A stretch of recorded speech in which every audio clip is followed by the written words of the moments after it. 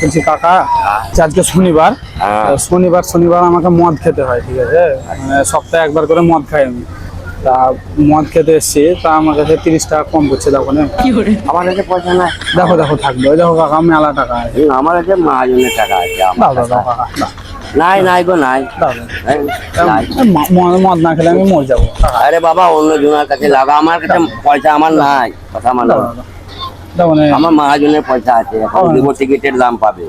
টিকিটের দাম পাবে, দেখো। হ্যাঁ নাই আমার একটা টিকিট দাও, তাহলে আমি বিচ বলবো। না না টিকিট আমি মহাজনের পয়সা পূজাবো করতে। আমি পরে দিন দেবো তোমার, না, না। এখন নাই আমার কাছে। আরে বাবা নাই, অন্য আমার কারো কাছে খেতেই হবে, লাগা। কি না খেলে আমি মরে যাবো।